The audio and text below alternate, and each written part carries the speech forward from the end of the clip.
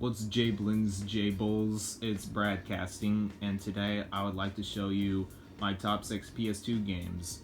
Why top 6, you ask? Well, the reason is because I haven't played a lot of the, popular stuff, the mainstream stuff that everyone talks about. And yeah, until I do that, I'll probably do a top 10. But yeah, let's just do a top 6 right now because I really want to do a list of all these PS2 games, and the PS2 is my other favorite console, like I mentioned, and the other top 10. So here we go. Number 6 is Shadow of the Colossus. Now, when I first played this, I had some issues with the controls, but that quickly wore off, and I ended up having a blast with it. Even though it's a quiet, short experience, that is where the beauty comes from it. It is very emotional and very beautiful towards the end, and it'll always keep you engaged with it.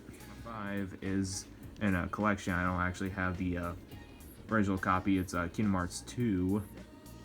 And now with Kingdom Hearts, it is a series that I really like to play for the gameplay itself. As a lot of you know, that the writing is kind of bad, and it's actually funny. It is funny, though, in an ironic way. But there are certain scenes that just blow me away in Kingdom Hearts 2, like when you fight the 1000 Heartless, and also the final boss is fantastic. But I was actually touched by the final cutscene. Yeah, it was really nice. But yeah, I would recommend Kingdom Hearts series for the gameplay itself, but Kingdom Hearts 2 is really special, so you should really play it. Number 4 is Tales of the Abyss.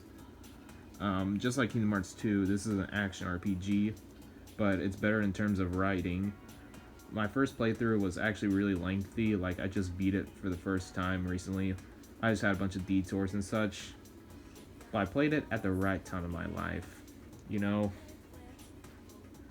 it's a experience that really explores what being alive truly means and what your purpose of living is.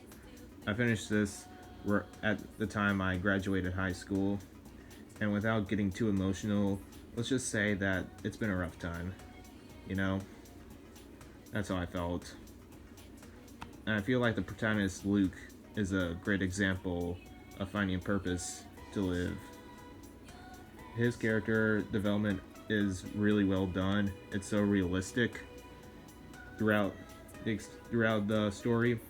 As for the gameplay, it's really fun, and it's just like playing a fighting game. And I really recommend this. Really, I really do. You should really play it. Number 3 is Final Fantasy X. Now, I actually haven't beaten it. I gotten like really far. I think it was like halfway through it.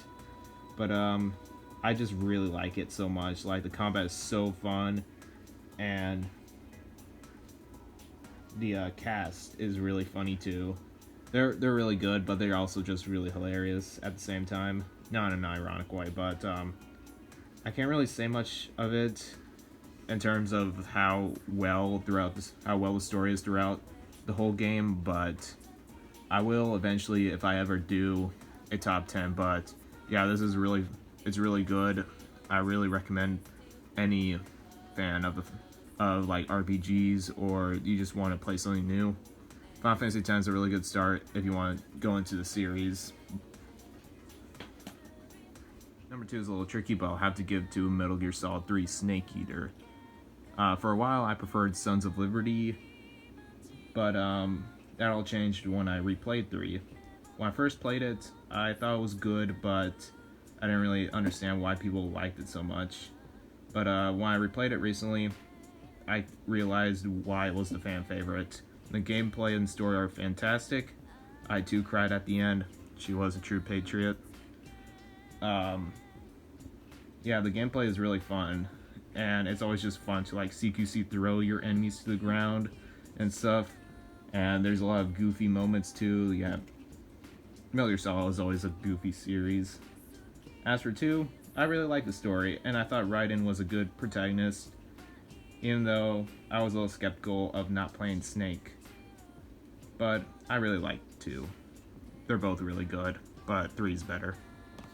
Now for number 1, if you know me personally, you would know that this is my absolute favorite game of all time. And it's not even on a Nintendo console. It is Persona 4. Now, Persona 4,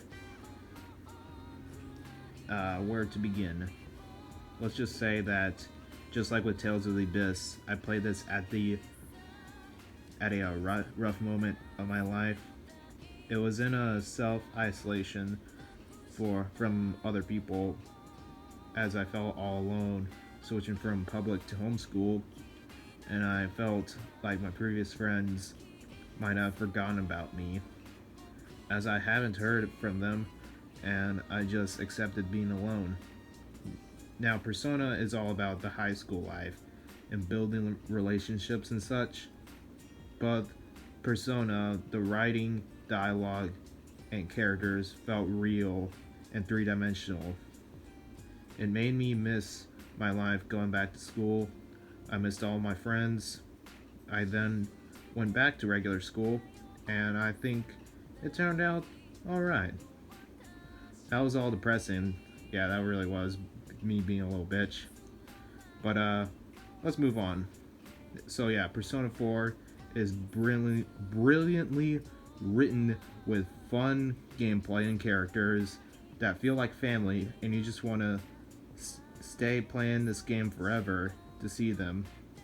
The characters are all so likable and packed with development and realism that made them feel like a family.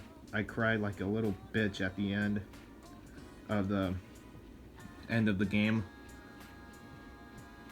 and I actually cry out a lot of stuff. But yeah. But quick honorable mention to Persona 3, because I also really like this one too. But now with the story, I like this one a lot. I might like the story a lot more than 4, but the gameplay is just not that great in my opinion. But the characters are great, and it has my favorite character in the series being Aegis. They aren't as good as the ones in 4, but it's always great to build relationships and such. But the gameplay, yeah, it's just the weakest part of it. And if you played it, you would know. But the story really did hit me, and the ending made me cry like a bitch too. Thanks everyone, and I'll try to play more in the future, and maybe we will see a top 10 soon. See you later.